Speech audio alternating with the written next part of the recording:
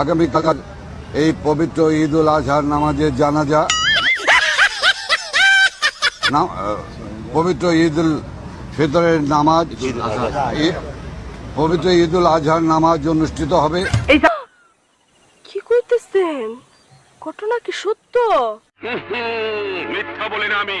প্রমাণ দাও। ওকে ওকে।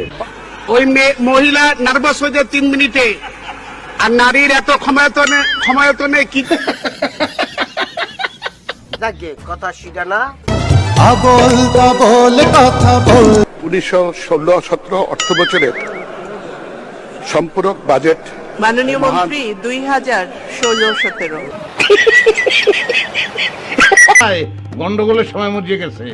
তাহলে খালেদা জিয়াকে এক মুহূর্ত ক্ষমতায় দেখতে চাই না। এই ওই সামসাটা কি করছে রে? ওর মাথা ঠিক আছে? আর এক মুহূর্ত শেখ হাসিনাকে ক্ষমতায় দেখতে চাই না। সর্বশেষ বক্তৃতা দেশে 1 ঘন্টা 53 মিনিট বিনয় যে বলে আমাদের কথা বলতে দেওয়া হয় না, সেই জন্য বেরিয়ে এসেছি। আমাদের কথা বলতে দেওয়া হয় না। এইরকম বিচার আল্লাহ সহ্য করবে না।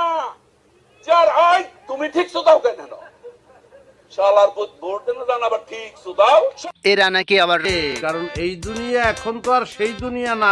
আল্লাহর বাংলাদেশ এই শহীদ গাজীর বাংলাদেশ রহম করুন। তুমি প্রমাণ করো। তাদের কথা একবারও ভাবলো না এই অমানবিকতা অমানবিক আরে দর্জি বাটকে অনামিক অনামিক অনা